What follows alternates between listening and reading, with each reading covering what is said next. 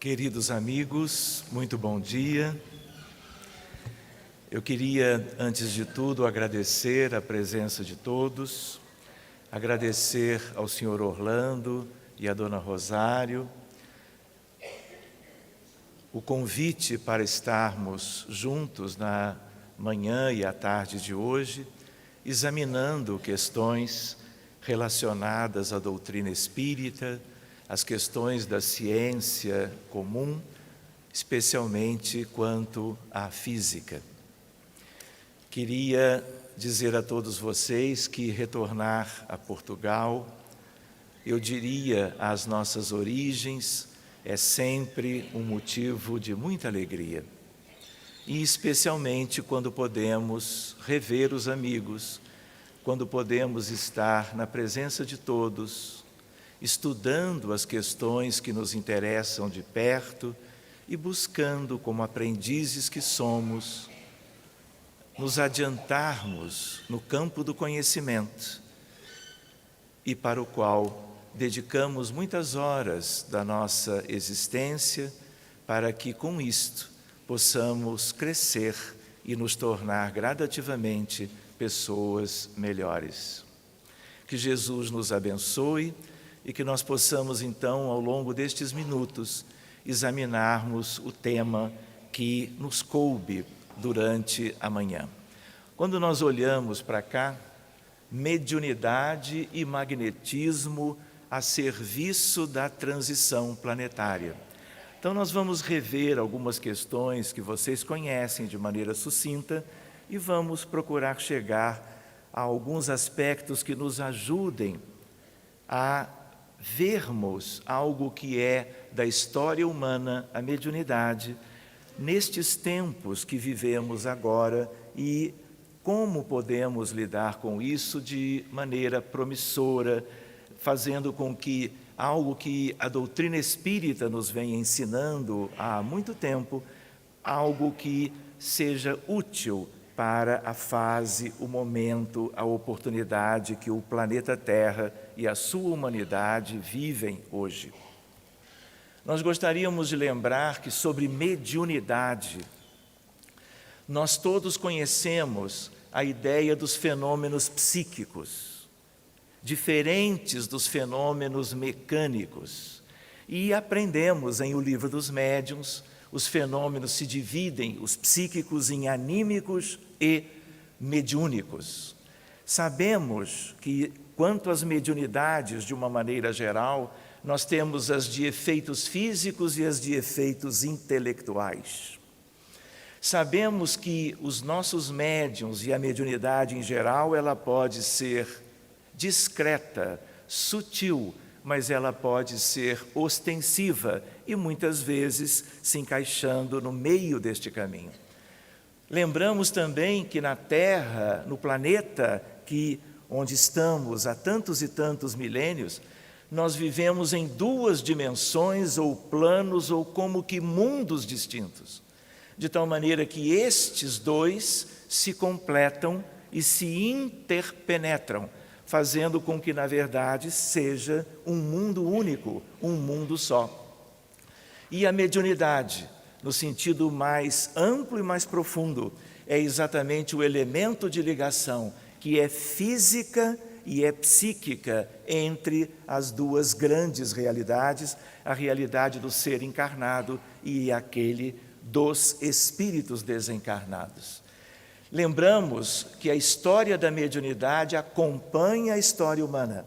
Então não há aqui nada de excentricidade, são fenômenos típicos, comuns, do tipo de contexto de vida humana que nós vivenciamos ao longo dos incontáveis milênios na Terra. O Livro dos Médiuns segue sendo como que o elemento fundamental para os nossos estudos a respeito deste grande tema. E, é claro, as obras subsidiárias, especialmente pela mediunidade de Francisco Cândido Xavier, com os autores Emmanuel, André Luiz, Humberto de Campos e outros, nos vem dando exatamente toda a base para nós seguirmos adiante como médiuns, cooperadores, avançando no progresso da nossa realidade pessoal e geral. Todos vocês ouviram falar de matéria, energia, fluido e magnetismo. Valeria a pena nós usarmos uma parte do nosso tempo, porque estas questões nós podemos vê-las de acordo com a ciência oficial ou acadêmica, e há aqui algumas pequenas diferenças quando nós tratamos destes aspectos, especialmente o magnetismo, que é também nosso tema hoje, no sentido dos espíritos, no sentido da espiritualidade, no sentido das questões espirituais que têm a ver com a vida humana. Se nós buscássemos lembrar a vocês a ideia do que é energia, energia de um corpo ou de um sistema é a capacidade que este tem de gerar uma ação qualquer. Isto é energia, e às vezes nós podemos confundir um pouquinho o significado desta palavra. Talvez do ponto de vista de exemplificação fique melhor. A ideia dos tipos de energia, existem muitos mais, e a ideia dos efeitos. E quando nós estudamos as energias de um modo geral, a energia calorífica, aquecimento do sistema, a ideia de energia elétrica, corrente elétrica e luz. Um aspecto do nosso tema em geral, energia magnética, imantação, como por exemplo dos ímãs. Energia mecânica, deslocamento ou movimento. Energia química, exemplo, a digestão dos alimentos. A energia nuclear, a radioatividade, a energia mental, o pensamento. Vamos adiante, considerando alguns aspectos. Existe um magnetismo, que é o magnetismo que nas escolas tradicionais, nas universidades, nos cursos de graduação de física, todo estudante estuda. É o magnetismo que tem a ver com diversas questões do planeta, diversas questões do universo, mas que são algo diferente de um magnetismo que nós vamos relembrar daqui a pouco. E quando nós estudamos este magnetismo, tudo começa numa região da Grécia chamada Magnésia, onde os navios eram construídos com madeira e pregos de ferro. E muitas vezes essas embarcações, elas queriam se deslocar mar adentro, eram atraídas por causa de montanhas que tinham verdadeiras montanhas internas de ímãs gigantescos. E aí os navios eram atraídos e não podiam se deslocar. E aí a história do conhecimento da humanidade sobre o magnetismo começa. Eram pedras da magnésia, óxido de ferro magnético, que é o nosso ímã.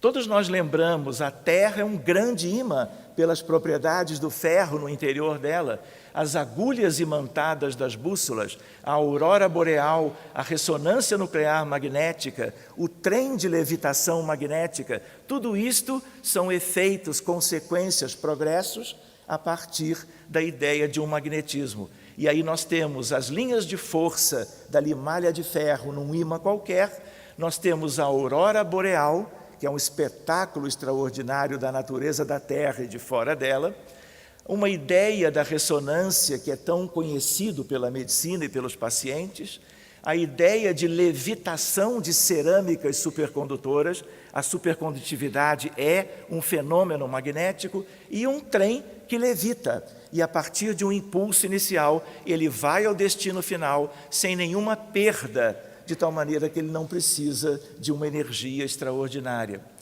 Aqui a ideia de algo que nos disse respeito há algum tempo, pesquisas na Universidade PUC, no Rio de Janeiro, em laboratório de biomagnetismo, estudando como cardiologista e físico a magnetocardiografia. E aí a nossa equipe publicando algumas vezes em eventos próprios desta seara, desta área do conhecimento. Mas existe um magnetismo, que é um magnetismo que nós podemos ou não colocar entre aspas, é o dos espíritas, dos espíritos, dos espiritualistas, dos magnetizadores, dos hipnotizadores. E esse estudo, ele começa com Mesmer, e ele é quem introduz, na verdade, um antes dele foi Van Helmont, e ele já no século XVII trabalha a noção de magnetismo animal. E um pouco depois, Mesmer é quem cunha questões do universo com a palavra, o conjunto das duas, o fluido magnético, que depois Kardec assimila e trabalha com isso durante toda a codificação. A propriedade dos ímãs. Então, Mesmer era um terapeuta, e ele impunha as mãos naquela época, e ele fazia com que pacientes doentes mentais melhorassem das suas condições de saúde mental. E isso então ficou muito divulgado e se espalhou pela Europa toda. Mais adiante, no século XIX, surge o hipnotismo, que é uma variante deste tipo de magnetismo. Este magnetismo é o que nos importa mais agora, mas não podemos perder de vista o outro, que é o magnetismo sem aspas, é o magnetismo das imantações, muito bem definidos e conhecidos pela física moderna. O passe, a fluidoterapia, a fluidificação da água, ela também não é chamada de magnetização, é deste magnetismo que tem a ver com o fluido vital e o ectoplasma. Bênçãos e exorcismos, liturgias, rezadeiras e benzedeiras, as curas de Jesus e dos apóstolos, tanto as locais como as à distância. Efeitos físicos e ectoplasma, fenômenos de transporte, mesas girantes, materializações luminosas e assim sucessivamente. Fluidos, segundo a ciência, são substâncias que podem escoar, de tal maneira que elas têm todas elas características, a água, o sangue, os gases todos, da tabela periódica dos elementos, como nitrogênio, oxigênio, o ar atmosférico. A ideia de plasma, este não é o plasma sanguíneo, é o plasma das estrelas, que é um gás altamente ionizado, ele é fluídico também. Mas o nosso fluido vital e o ectoplasma são os melhores exemplos daquilo que tem a ver com esta fronteira entre as questões da ciência moderna e as questões da ciência espírita. Variedade de cores, densidade e assim por diante. Nós mesmos tivemos experiência longa em questões de ectoplasmia e de materializações luminosas, mas essa é uma história para nós contarmos outro dia. Reparem, fluidos agora entre aspas, fluido cósmico universal, estabelecido desde Mesmer como fluido primordial, a relação disso com o fluido cósmico universal, fluido vital dos seres vivos, fluido espiritual de origem espiritual, estes já diferentes, porque na espiritualidade eles não têm a matéria que nós temos, a vitalidade, porque eles não têm corpos físicos, eles têm perispírito e espírito. E aqui, este fluido espiritual é muito mais próximo de uma ideia que não havia na codificação naquela época, que é a ideia de campo. E este é um outro estudo extraordinário, mas também para nós aprofundarmos numa outra oportunidade. Este campo espiritual, ele permeia, integra, estrutura e plasma tudo mais que nós podemos conhecer. De tal maneira que a ideia de fluido cósmico universal tem a ver com o campo primordial que Einstein estudava quando da união de todas as 4 interações ou forças propriamente da natureza do universo. A força eletromagnética, a força nuclear forte, a nuclear fraca e a gravitacional. Este campo primordial, ele tem muito a ver com algo que aprendemos com Mesmer na codificação, chamado fluido cósmico universal. Como o nosso tema tem algo a ver com a transição planetária, que é uma expressão muito utilizada hoje em dia, nós podemos também recordar que esta noção, ela não é recente, ela já estava na codificação, portanto está no livro A Gênese, onde nós vamos ver Allan Kardec tratando deste tema e dizendo para nós que estávamos começando uma época em que muitos espíritos propensos e vinculados aos malfeitos da realidade humana e sem uma condição de um progresso maior a curto prazo, estarão como que sendo conduzidos para uma vida num outro ambiente, divino também, onde serão acolhidos e farão ali a evolução que não fizeram nem na Terra nem em capela, nem em círios e assim sucessivamente. A ideia que nós vamos ver está em A Gênese, no capítulo 18, e aí ele diz: a época atual é de transição.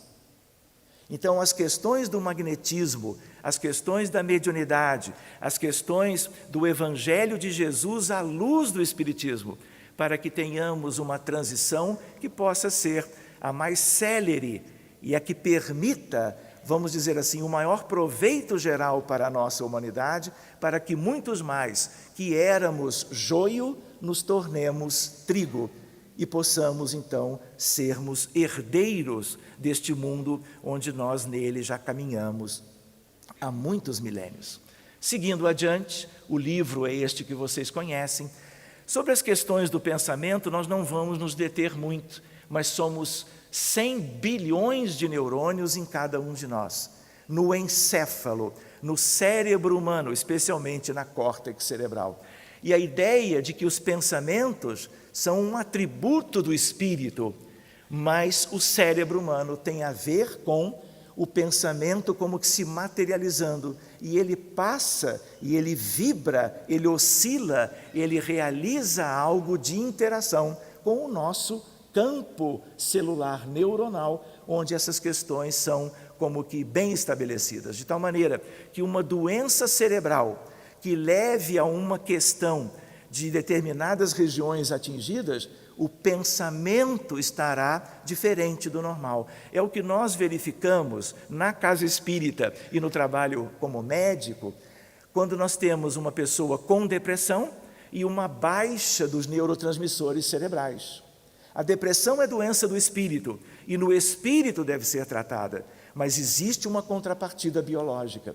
Assim como quando nós cuidamos das crianças autistas, do espectro autista, se nós fizermos uma ressonância não encontramos nada, mas se nós trabalharmos o tecido cerebral de cérebros de crianças que faleceram com autismo, nós vamos encontrar alterações bem definidas e específicas em áreas importantes, em tecidos importantes a nível microscópico, de tal maneira que o espírito do reencarnante com uma determinada patologia é o espírito que altera esse cérebro. E aí esse conjunto, espírito numa vivência kármica e a sua condição biológica são o conjunto que vai permanecer pela vida inteira e que será alvo dos avanços da medicina, seja a medicina convencional, seja a medicina espírita, como tantos de vocês já conhecem, inclusive das nossas jornadas de medicina e espiritualidade realizadas aqui mesmo neste ambiente. O modelo do pensamento, nós temos ideia. O nosso querido André já nos deu a noção fundamental sobre tudo isso. Nós podemos pensar, como André Luiz nos trouxe, inclusive, porque pela ciência nós ainda não temos uma definição de que pensamento é radiação eletromagnética. As coisas estão caminhando celeremente neste sentido. Mas há uma outra ideia que André também introduziu, que é a ideia de que o pensamento ele é um fenômeno não local. Então ele não é clássico, ele não é do eletromagnetismo clássico, ele é do eletromagnetismo quântico. E aí a não localidade da mecânica quântica tem a ver com isto, e nós hoje já estivemos sendo brindados por aspectos lindos dessa fronteira entre as questões do pensamento e propriamente as questões mais humanas, mais típicas do cérebro.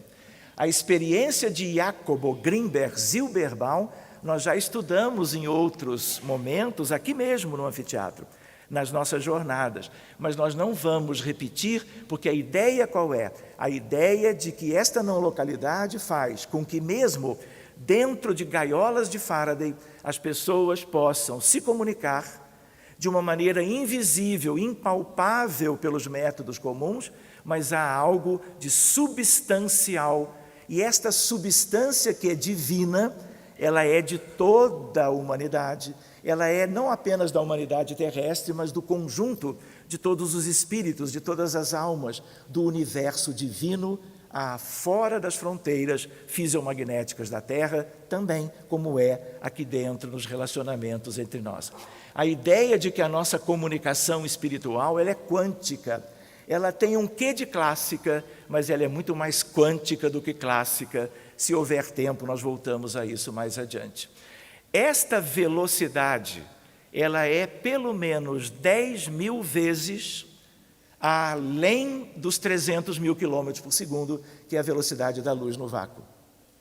E isso é típico da não localidade. E um determinado experimento num determinado lago da China definiu esta velocidade que fazia com que Einstein, que está ali na imagem, tivesse uma grande surpresa como que as coisas podiam acontecer numa velocidade tão impressionante. Se 300 mil quilômetros por segundo já é uma velocidade extraordinariamente alta. Quando nós voltamos para a célula, uma célula qualquer das muitas qualidades que temos no organismo físico, e aí nós nos lembramos, o que existe no organismo físico, existe no perispírito. É o perispírito que é o modelo organizador biológico. É ele que faz com que sejamos na matéria como nós somos, através das leis da hereditariedade e da genética. Então, as células estão nos espíritos em seus perispíritos e estão nos nossos espíritos, quando encarnados, e no nosso corpo biológico. E ali existem estruturas que nós não sonhávamos ainda com determinados aspectos das suas importâncias. Reparem, algo tipicamente da física moderna, que nós vamos conhecendo aos poucos. Duas questões, os biofótons e os bióforos.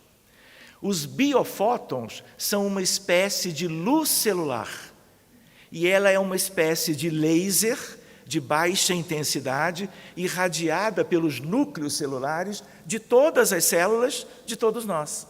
E isto tem a ver com as questões do paradigma mente e corpo, espírito e matéria, mente e doença, mente e cura. É um dos elementos para nós estudarmos a ideia dos biofótons ou luz celular. Então, hoje nós temos equipamentos que conseguem detectar estas coisas para que nós possamos entender até que ponto são esses elementos os elementos de transição que permitem a vinculação, diria uma palavra da física quântica, o entrelaçamento, o emaranhamento, no sentido de estarmos, então, com as duas coisas interligadas. A ideia de imagens, hoje, artigos recentes comentando conosco as aplicações dos biofótons na vida humana. Em geral, são grupos mais da China e outros países do Oriente, mas nos Estados Unidos as publicações se avolumam em revistas de física, de óptica especialmente, e é algo que nós vamos conhecendo gradativamente. Os biofótons, todas as células têm esta radiação muito fraca, mas de natureza laser, fraca do ponto de vista de uma célula só, mas o grande conjunto torna isso, por uma questão de coerência, algo que se soma. Relação da consciência e o organismo físico, e isso está no DNA do núcleo das células. Justo a etapa do núcleo, o conteúdo nuclear mais importante, e que tem a ver com os genes, tem a ver com a genética, tem a ver com a hereditariedade. E se nós quisermos, com algo que já estudamos aqui, mas vamos estudar de futuro, que é a epigenética, seja epigenética clássica ou epigenética quântica, que é algo também que está na fronteira entre esses dois grandes aspectos.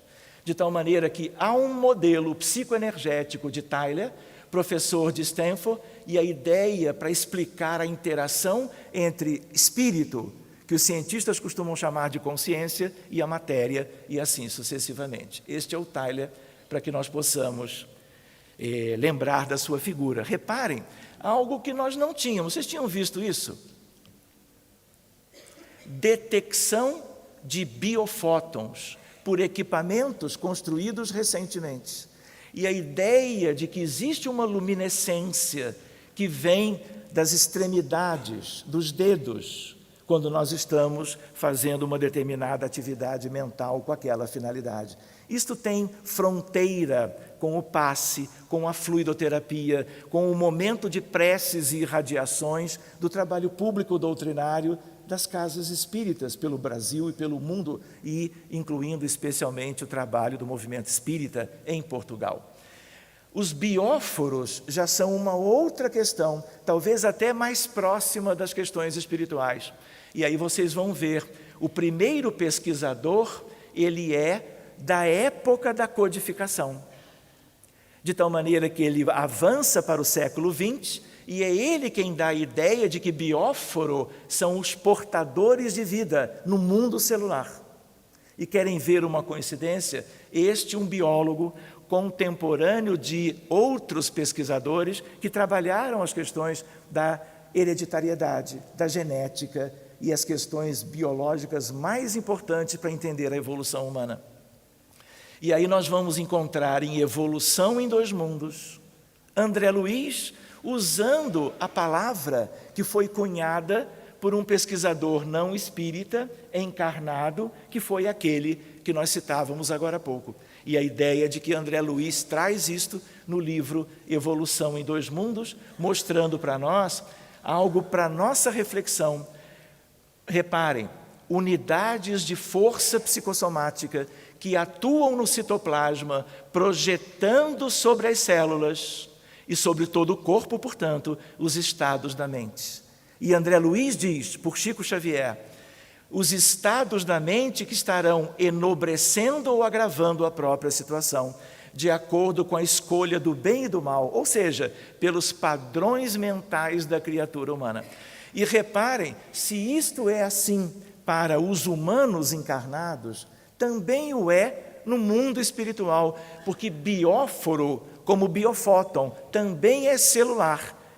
E o perispírito é composto de células também, na justa relação com as células humanas, dos órgãos e sistemas que nós temos no corpo físico. De tal maneira que, a nível do corpo biológico e a nível do perispírito, nós temos que refletir e irmos estudando carinhosa e gradativamente essas questões. Querem ver um exemplo para nós? São inúmeros. Um deles, para a nossa reflexão: depressão e doença cardiovascular.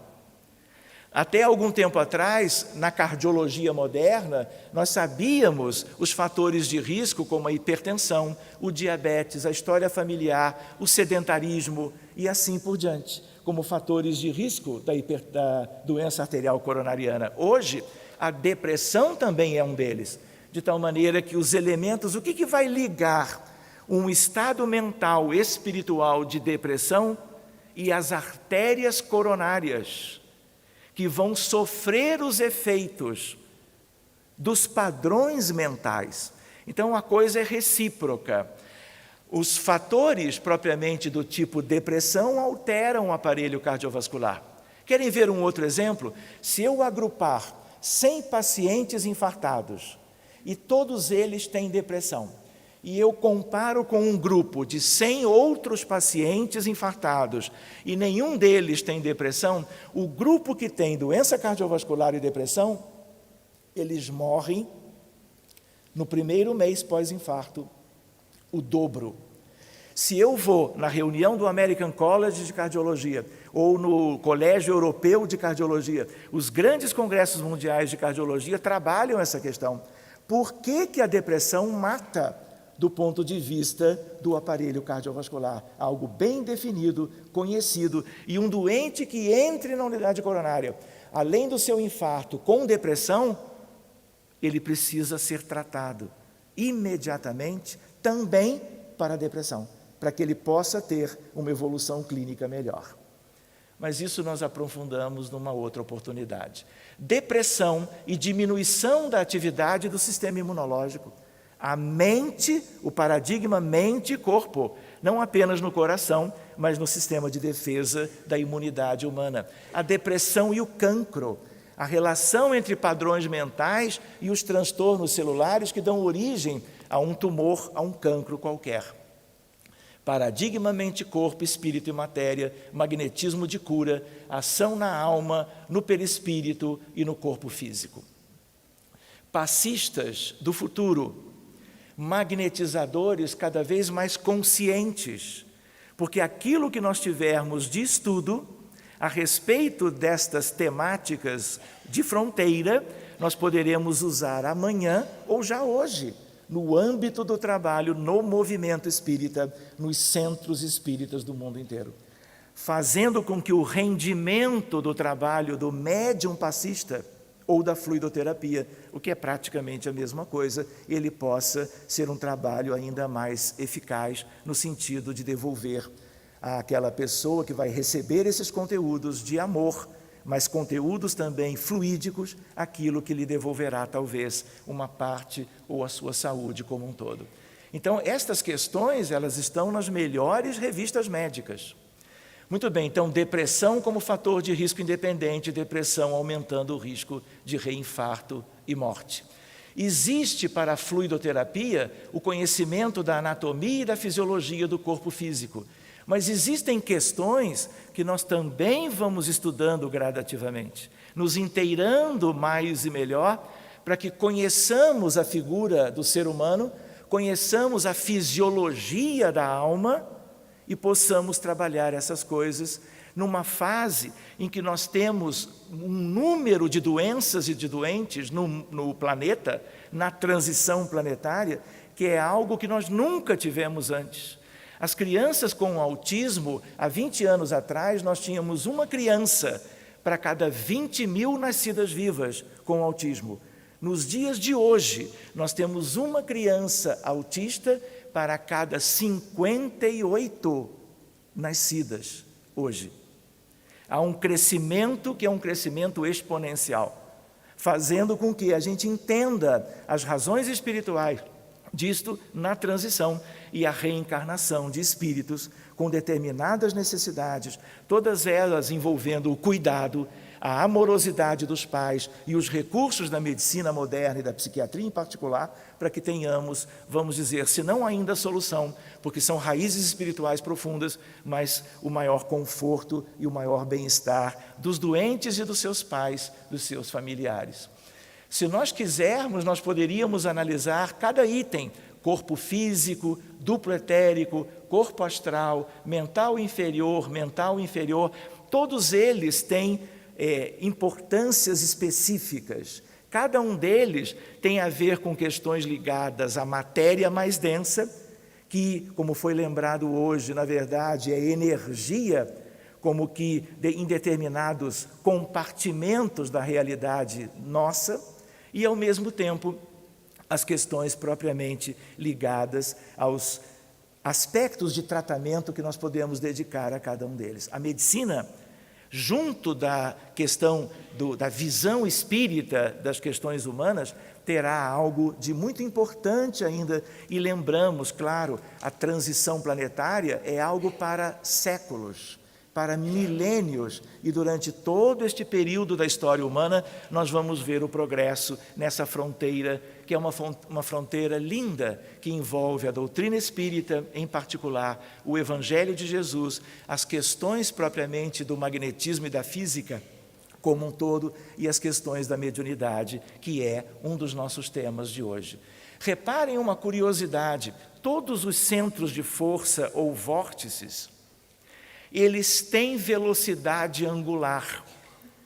Velocidades angulares, a maior de todas no centro de força coronário, e no genésico a velocidade mais baixa. Todo este conjunto são conjuntos que você pode imaginar correntes elétricas circulares.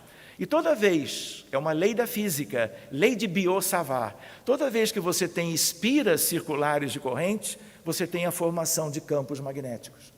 Dependendo de como está este tipo de estrutura da fisiologia da alma, você pode ter emissão de campos magnéticos ou absorção de energia e campos magnéticos da vizinhança.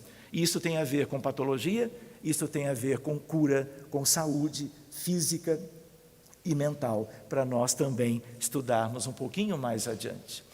Reparem, magnetismo com Kardec e os espíritos, uma breve recordação. Magnetismo não foi inventado por ninguém, é coisa divina, é coisa do Criador e da criação, está em toda parte. Seja o magnetismo, que é o magnetismo que se estuda nas universidades hoje, ou seja o magnetismo que nós estamos nos familiarizando a partir do movimento espírita e dos estudos doutrinários.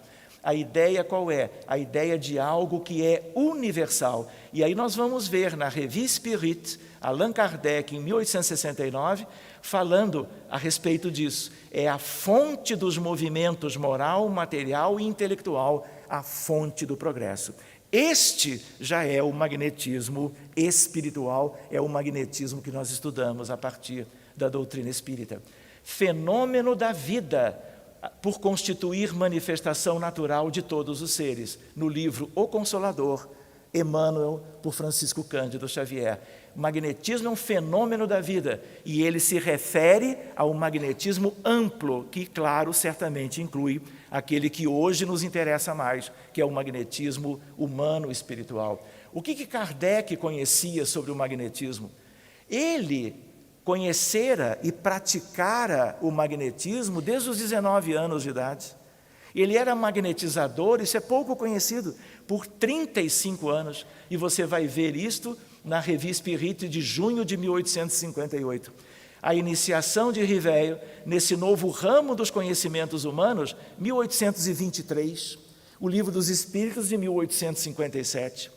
De 23 a 57, ele sempre foi magnetizador. Ele conhecia tudo isso, muito provavelmente, muito melhor e mais do que nós conhecemos hoje, pelo espírito que ele é, vindo a ser ele próprio experimentado magnetizador. Existe alguma ligação entre magnetismo e espiritismo? O que Kardec disse a respeito?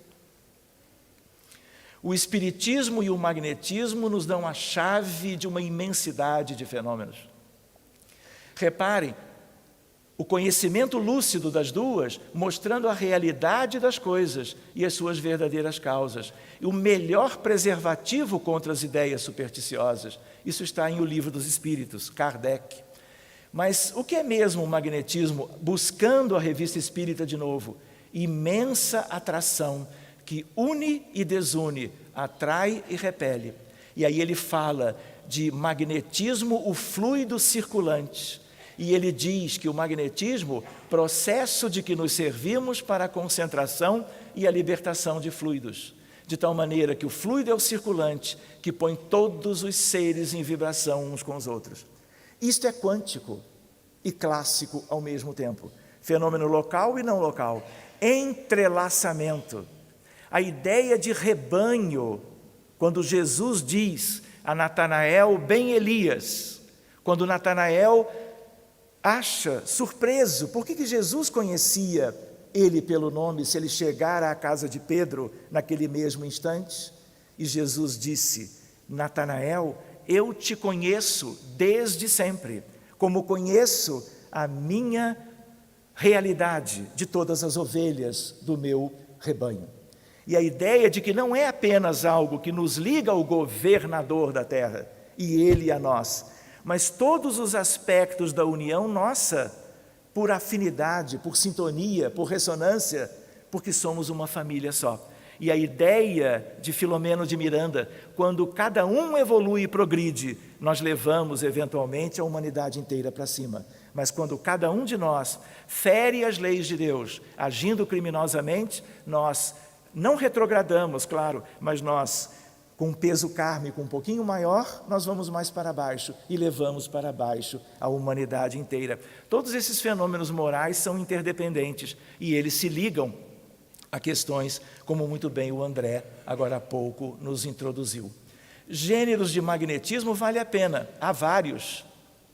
Reparem, e Mesmer, como espírito desencarnado, está lá na Revue, 1864, um outro gênero, e aí ele fala da prece, um gênero de magnetismo que ele diz, o mais importante de todos.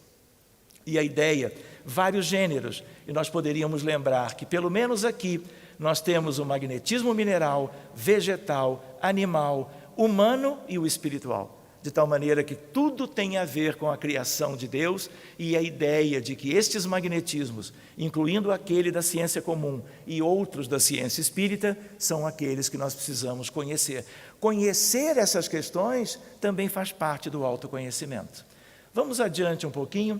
A ação magnética pode ser só do encarnado, pode ser só dos espíritos e geralmente ele é misto, ele é espiritual, ele é humano e espiritual, como está na Gênese, e todos vocês conhecem isto.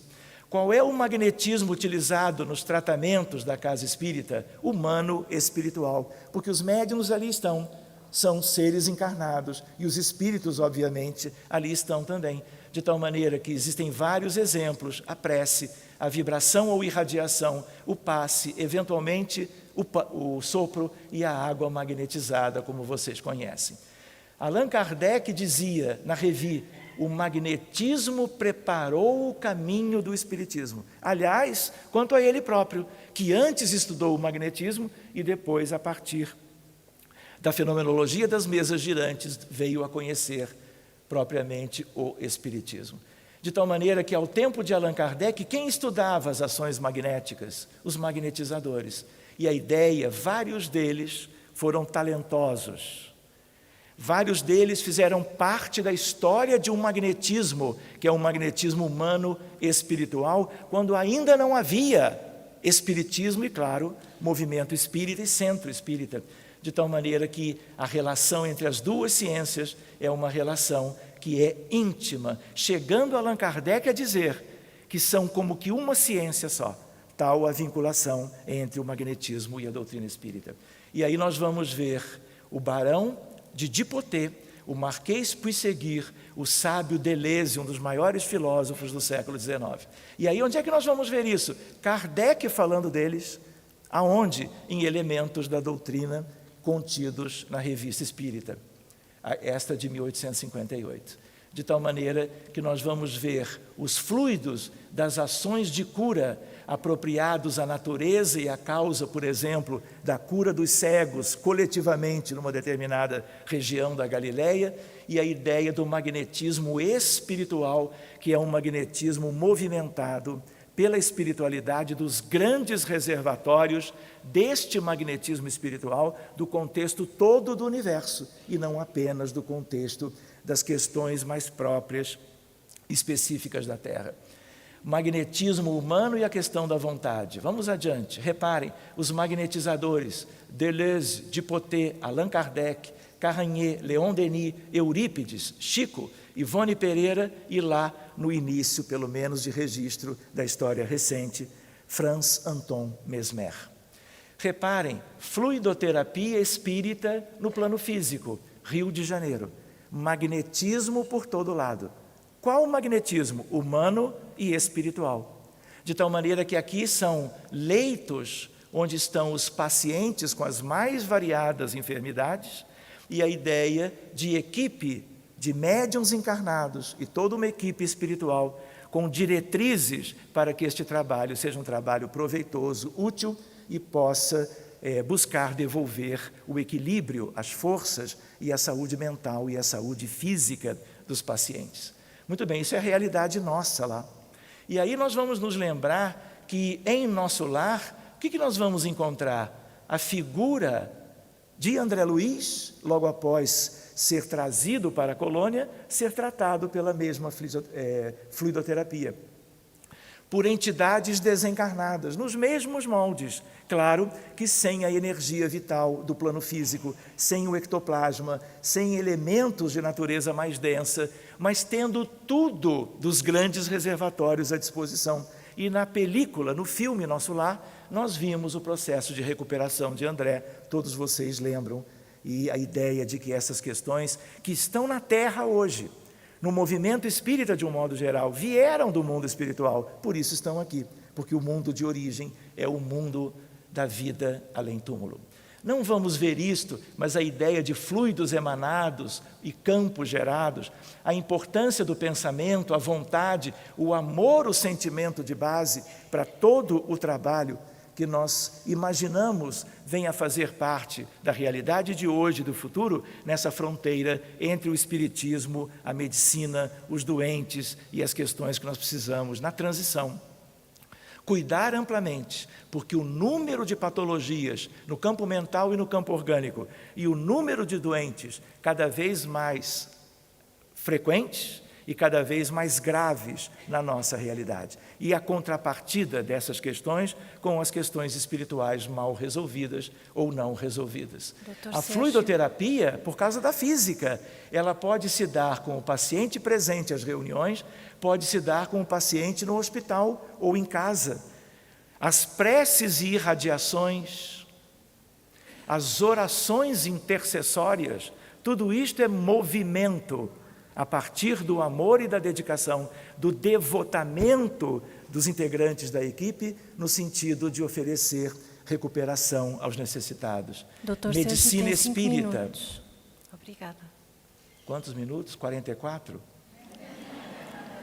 5 ou 10? Muito bem. A ideia de medicina espírita, magnetismo e mediunidade. Vamos adiante num tema para finalizarmos mais 49 slides. Ideoplastia tem a ver com campos, campo mental, criações mentais, criações fluídicas, construções mentais, imagens fluídicas. Bosano, na Itália, se dedicou a isso, está no livro Pensamento e Vontade, moldagem de matéria viva pela força do pensamento. Charles Richet, Nobel de Medicina de 1913, estudando através da médium Linda Gazera. Albert de Rochat, na França, estudando Eusápia Paladino, provando a ideoplastia, materialização do pensamento por ectoplasmia. Recursos ideoplásticos nas reuniões mediúnicas, isso é um mundo para nós estudarmos. André Luiz dizendo, o pensamento pode materializar-se, criando formas que muitas vezes se revestem de longa duração, conforme a persistência da onda em que se expressam. O nosso irmão querido trabalhou a obra Mecanismos da Mediunidade, e ali nós vamos ver ideoplastia, estudado no capítulo 19 desta obra, e é uma leitura que deve ser refeita ou feita por primeira vez. De tal maneira que a modelagem através do pensamento, materialização do pensamento e a ideia de um fenômeno agora mais anímico do que mediúnico, mas dependendo da utilização da ideoplastia voluntária, nós teremos sempre a espiritualidade conosco. A ideia de que, claro, vai depender de treinamento, vai depender de esforço, vai depender de educação espiritual, a dependência quanto à vontade e à força mental de cada espírito e de cada alma, porque os desencarnados também funcionam realizando as suas ideoplastias involuntariamente, como nós aqui do nosso lado, e voluntariamente, quando é o caso. Para os espíritos, o pensamento e a vontade são o que é a mão para o homem. Este é André Luiz. Como encarnados, temos o fluido vital próprio, além de sermos espíritos, e temos aí a ideia de que pela ação do pensamento podemos fazer alimentos, vestimentas, habitações, utensílios, medicamentos, tudo no plano espiritual, utilizando-nos dos recursos que o ser humano, o espírito humano dispõe.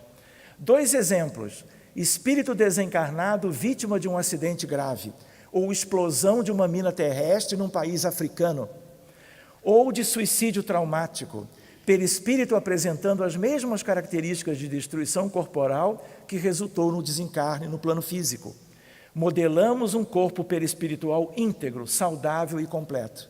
E a recuperação do perispírito, que poderia demandar décadas ou mais, ela é instantânea. Basta que tenhamos algumas noções de anatomia e de fisiologia. Vejam o que André diz. Ele narra um caso em que a espiritualidade pediu para aqueles que estavam treinando ideoplastia para que eles modelassem uma determinada paisagem. E coube a André um aspecto. E aí ele tenta, lá naqueles anos, quando ele começa a verificar as suas possibilidades pelas instruções dos espíritos superiores. E o resultado dele foi pobre. e aí ele tenta novamente. A espiritualidade explica, inicialmente ele não consegue preencher a paisagem e depois de algum esforço, lembrando o jardim de sua casa e com o poder da sua mente, é que ele vai conseguir. Em reuniões mediúnicas, como diria Allan Kardec, reuniões espíritas sérias, nós temos procurado atender questões que já não são mais pacientes com seus contextos espirituais. Pela ideoplastia, nós podemos criar no mundo espiritual numa ideia de mediunidade de parceria, de tal maneira que os dramas aos quais nós estamos gradativamente tendo notícia e nos enfronhando, eles já acontecem, vamos dizer assim, há uns 35 anos, ligados à instituição espírita onde nós funcionamos. De tal maneira, podem ser questões de dramas coletivos. Vocês imaginem um avião que caia com 250 pessoas a bordo. Todas desencarnam, despedaçadas. Se nós deixarmos e não oferecermos a oração e o fluido vital, o que acontece? As pessoas se demoram na erraticidade por muito tempo. E quando se demoram numa erraticidade daquela qualidade, o sofrimento se perpetua. Então, toda vez que acontecem certos dramas, nós entramos com a equipe para buscar os desencarnados e, ao mesmo tempo, cuidar dos que foram para os hospitais da região com o determinado tipo de sofrimento ainda encarnados. De tal maneira que vocês mesmos em Portugal tiveram dramas recentes, mas dramas equivalentes estão acontecendo em toda parte. O drama dos imigrantes da África e os grandes naufrágios, com tantas crianças daqueles que tentam chegar à Europa, os incêndios recentes na Califórnia, aqui mesmo na nossa terra querida, Pedrógão Grande, Oliveira do Hospital em Viseu, carro-bomba na Somália, 320 pessoas desencarnaram em questão de 24 horas. A ideia de enchente em Serra Leoa, na África, 450 pessoas. A ideia do Bataclan, em Paris, as explosões múltiplas em Iraque, Afeganistão, Egito, Turquia. A ideia de que nós poderíamos pensar, mas nós estamos no Rio de Janeiro, por exemplo, e os eventos estão em qualquer outro lugar. Ideoplastia à distância possível? Claro que é. E nós voltamos para Kardec, Livro dos Espíritos, pergunta 89. O pensamento não é a própria alma que se transporta? A espiritualidade responde, quando o pensamento está em alguma parte, a alma também aí está, pois que é a alma quem pensa, o pensamento é um atributo.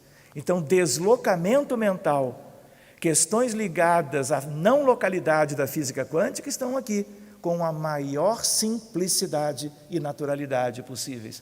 Reparem, eu coloquei num slide próprio, aviões e helicópteros. Toda vez que cai, nós vamos e procuramos resgatar.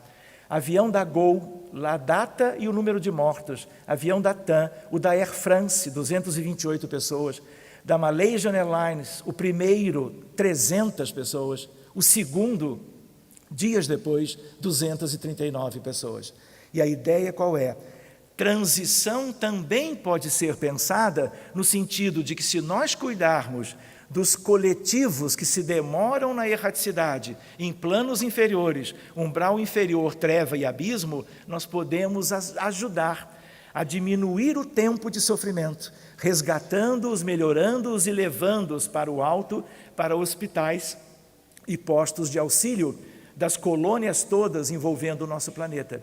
E, ao mesmo tempo, dedicando a amorosidade destas equipes para cumprir uma finalidade que é típica do nosso momento. Os vários dramas coletivos, essa é a equação que faz com que nós possamos oferecer tanta energia para o mundo espiritual que podemos conquistar certas questões. E aí nós vamos nos preparando para encerrar, lembrando o nosso querido Fernando Pessoa, quando ele diz, Deus quer, o homem sonha, é importante que nós sonhemos, que nós possamos expandir a nossa condição de pensar e agir nos planos que também nos dizem respeito, porque apesar de encarnados, nós somos espíritos algo livres também. E a ideia de que a partir disso a obra, o mais amplamente pensada, ela nasce a partir de Deus, a partir dos nossos sonhos, que nós sonhemos cada vez mais.